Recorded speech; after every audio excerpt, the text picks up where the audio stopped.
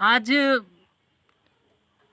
राजनीतिक शास्त्र का 4 नंबर चैप्टर का लेसन 4 का आपको आगे का क्वेश्चन आपको बताया जा रहा है, जिसमें से आज का क्वेश्चन है कि भारत चीन आक्रमण अर्थात चीनी आक्रमण 1962 के संदर्भ में आपको व्याख्या करने के लिए कहा गया है। तो इसका क्वेश्चन हो जाएगा चीनी आक्रमण 1962 का संपूर्ण व्याख्या करे, या फिर व्याख्या भारत चीन आक्रमण का कारणों का पता लगाए। तो आपका आंसर हो जाएगा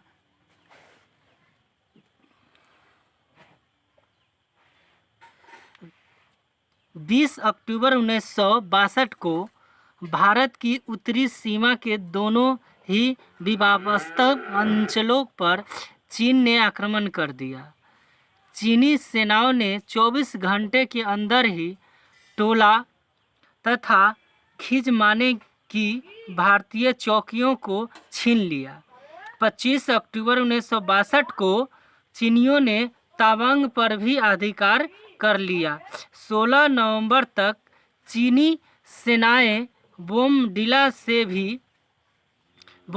से भी आगे असम के मैदान के उत्तर में स्थित तराई कस्बे के 4 मील उत्तर में पहुंच गई। दूसरी तरफ लद्दाख में जिस क्षेत्र को चीन अपना बता रहा था, उस पर भी उसने नियंत्रण स्थापित कर लिया। ऐसी स्थिति में भारत के अनुरोध पर ब्रिटेन तथा अमेरिका ने तेजी से युद्ध सामग्री भेजी, लेकिन इस बीच चीन ने 21 नवंबर 1962 को एक पक्षीय युद्ध विराम की घोषणा कर दी। इसके बाद चीन ने भारत के समक्ष एक त्रिसूत्रीय प्रस्ताव रखा। कहने का तात्पर्य है कि चीन खुद आक्रमण किया भारत पर और खुद से अपना माने कि युद्ध का जो नीति था एकाएक बंद कर दिया। कहने का मतलब कि लड़ाई लड़ा, अपने से आक्रमण कर दिया और भारत के कुछ चौकियों को अपने कब्जा में ले लिया, लेकिन युद्ध का विराम वो खुद घोषित कर दिया। भारत की तरफ से युद्ध का विराम घोषित नहीं किया गया था, ठीक है। जिसमें टोला जो एक जगह है, खजमाने एक जगह है और तवांग भी एक जगह है, और असम के कुछ क्षेत्र और जम्मू कश्मीर के लद्दाख क्षेत्र, ये सब सारे अपने क्षेत्र में ले लिए चीन ने। और इसके बाद जब ब्रिटेन और अमेरिका भारत को हेल्प के लिए, सहायता के लिए जैसी ही युद्ध की सामग्री भेजी, तो चीन अपने आप खुद से युद्ध विराम की घोषणा कर दिया, ठीक है। और भारत के सामने त्रिसूत्रीय मतलब 3 गो ऐसा पॉइंट रखा, जिसमें वो कहा कि ऐसा ऐसा बात किया जाए ताकि युद्ध का विराम हो और युद्ध ना हो। जिसमें से पहला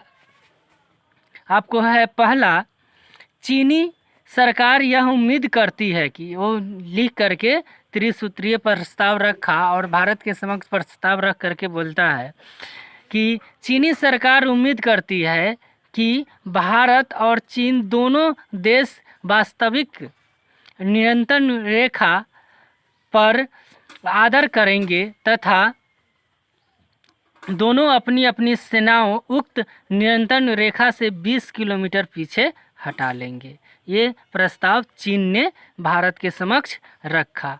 अब चलते हैं दूसरा। 1 नंबर आपको बता दिया गया था।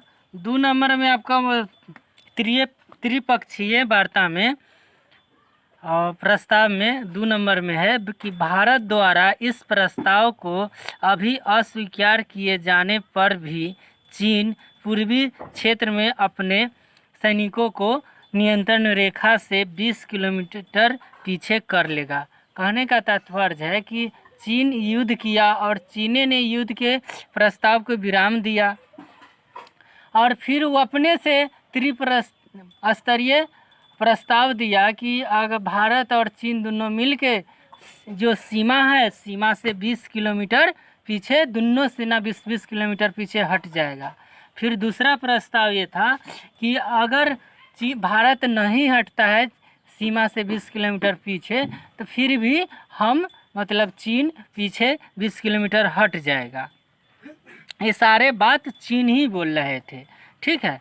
तीसरा में बोला है कि मध्य पश्चिमी क्षेत्रों में भी चीनी सैनिक वास्तविक नियंत्रण रेखा तक हट जाएंगे। अर्थात कहा कि जो पश्चिमी क्षेत्र था जैसे लेह लद्दाख हुआ, इस सब में या फिर उत्तराखंड के कुछ जगहों पर जहां चीनी सेना घुस गया था, तो बोला तीसरा प्रस्ताव में कि भारत अति करे या ना करे, पीछे हटे या ना हटे, हम मतलब कि जो नियंत्रण रेखा है जहाँ से सीमा है तहाँ तक कि हम पीछे हट जाएंगे। ये खुद चीन ही ऐसा बोल रहा था और चीन ही ऐसा किया। अब है आगे कि भारत ने चीन के उपयुक्त त्रिसूत्रीय प्रस्ताव को अस्वीकार करते हुए घोषित किया कि जब तक चीनी सेनाएं 8 सितंबर 1962 की स्थिति तक नहीं लौट जाती, कहने का मतलब भारत ने बोला कि जब तक चीन की 8 सितंबर 1962 मतलब युद्ध से पहले की स्थिति जो था, अगर वहाँ तक के चीन नहीं अगर पीछे हटता है तब तक दोनों देश के बीच कोई प्रस्ताव नहीं होगा, ये भारत बोला। अब आगे बोला है कि चीन द्वारा एक तरफा युद्ध विराम की घोषणा के बाद चीन की सेनाएं वहां लौट गई जहां वे पहले से तैनात थे। कहने का तात्पर्य है कि चीन भारत ये बोला कि जब तक के चीन 8 सितंबर मतलब युद्ध से पहले की जो स्थिति थी, अगर वहां तक के नहीं हटता है पीछे, तब तक के वैसा ही स्थिति बनी रहेगी, कोई प्रस्ताव नहीं होगा। तब क्या किया, चीन ने एक तरफा युद्ध विराम करते हुए और जहां था वहां पहले के भांति चला गया, ठीक है। आगे है, फिर भी भारत की छवि को इस युद्ध से देश और विदेश दोनों, आगे कहेंगे, आगे देखते हैं कि भारत की जो छवि था युद्ध देश में और विदेश में, वो तो गड़बड़ होगा ही क्योंकि एकाएक युद्ध हुआ था। आगे देखते हैं, बोला है कि जगह धक्का लगा इस युद्ध से भारत के राष्ट्रीय स्वाभिमान को चोट पहुंची, लेकिन इसके साथ साथ राष्ट्रीय भावना भी बलवती हुई। समय रहते चीन के इरादों को न भांप सकने के कारण नेहरू की बड़ी आलोचना हुई तथा उनकी छवि भी धूमिल हो गई।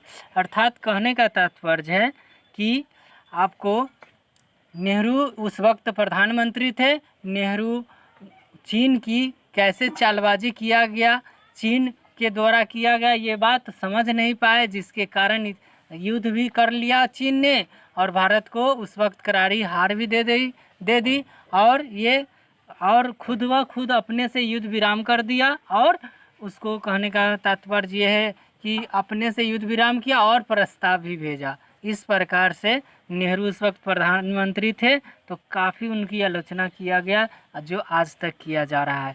तो ये हुआ आपको पहला क्वेश्चन का। नेक्स्ट क्वेश्चन देखेंगे। ये जो बताया है 63 से 90 तक भारत के चीन के संबंध, तो ये बात आपको नहीं पढ़ना है, आपको यहीं तक के पढ़ना है, धूमिल हुई यहीं तक के, ठीक है। कह रहा है कि नेक्स्ट क्वेश्चन है, भारत की विदेश नीति के उपलब्धियों की विवेचना करे या वर्णन करे या स्पष्ट करे। तो उपलब्धियों को स्पष्ट करने के लिए आपको नेक्स्ट क्वेश्चन है ये कि भारत की विदेश नीति की उपलब्धि का वर्णन करे। उसका आंसर है आपको, कह रहा है कि भारतीय विदेश नीति संबंधी उपयुक्त तथ्यों से स्पष्ट है कि, कहने का मतलब जो दिया गया तथ्य से स्पष्ट है कि आज एक शक्ति के रूप में उभरते भारत को विश्व समुदाय का समर्थन मिल रहा है। कहने का मतलब दूसरों देश का समर्थन हासिल हो रहा है। सोवियत संघ के विघटन के बाद सोवियत संघ बहुत माने रूस के द्वारा बनाया गया था, जिसमें बहुत सारे देश थे। उसको संघ, जब 10-20 देश एक साथ आ जाते हैं तो उसको संघ बोला जाता है। तो ये कहा कि सोवियत संघ के विघटन, मतलब कि उसको धीरे धीरे टूटने के बाद की अंतर्राष्ट्रीय परिस्थितियों में भारतीय विदेश नीति में, माने कि अंतर्राष्ट्रीय परिस्थिति में भारतीय विदेश नीति में परिवर्तन के चिन्ह दिख रहे हैं। मतलब कि वहाँ से परिवर्तन के चिन्ह दिख रहे हैं। यही कारण है कि पाकिस्तान द्वारा प्रायोजित आतंकवाद से निपटने के लिए भारत अंतर्राष्ट्रीय सहयोग के लिए प्रयास कर रहा है। मतलब कि भारत आतंकवाद के, पाकिस्तान द्वारा आतंकवाद जो भेजता है तो उसको अंतर्राष्ट्रीय सपोर्ट के लिए प्रयास कर रहा है। संयुक्त राष्ट्र की सुरक्षा परिषद में अस्थायी सदस्यता के लिए प्रयास तथा तृतीय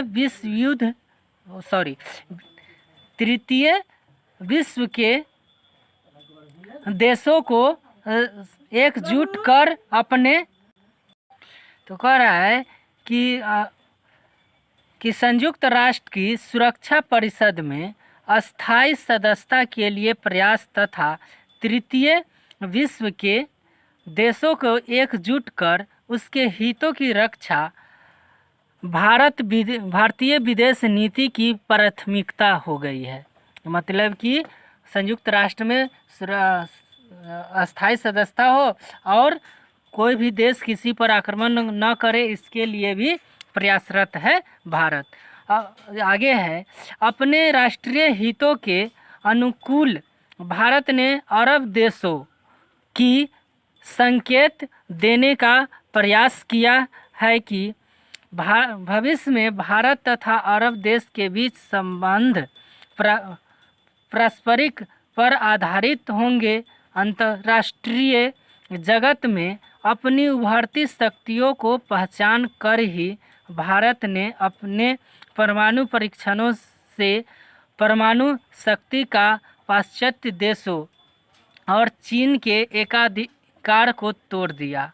जब कोसोवो पर अमेरिका ने नाटो को माध्यम बनाकर आक्रमण किया, कोसोवो एक देश है ना, उस पर अमेरिका आक्रमण किया, तब भारत ने इसकी निंदा की और यूगोस्लाविया की स्वतंत्रता का समर्थन किया। इसी तरह जब अमेरिका ने इराक पर हमला किया था, तब चीन एवं रूस की तरह भारत ने भी अमेरिका की निंदा की। अतः बदलते हुए अंतर्राष्ट्रीय परिदृश्य में भारत महत्वपूर्ण भूमिका निभा रहा है। अर्थात कहने का मतलब है कि भारतीय जो विदेश नीति है अब किसी के समर्थन में या किसी के बहकावे में नहीं आती है। ये खुद अपने आप को वो नियंत्रण करती है और सोचती समझती है, इसके बाद जो गलत है तो गलत और सही है तो सही बोलती है। लेकिन पहले सोवियत संघ के विघटन से पहले ऐसा कोई बात नहीं था, क्योंकि उस वक्त भारत की ऐसी कोई भी शक्ति नहीं थी ताकि विश्व समुदाय का सामना कर सके। लेकिन अभी ऐसा संभव है और अंतर्राष्ट्रीय समुदाय भारत की सुनता है और भारत को हेल्प भी करता है, मदद भी करता है। इसलिए भारत अब धीरे धीरे विदेश नीति में अपने आप को सुदृढ़ कर रहा है। इस प्रकार से आपका दूसरा क्वेश्चन समाप्त हुए।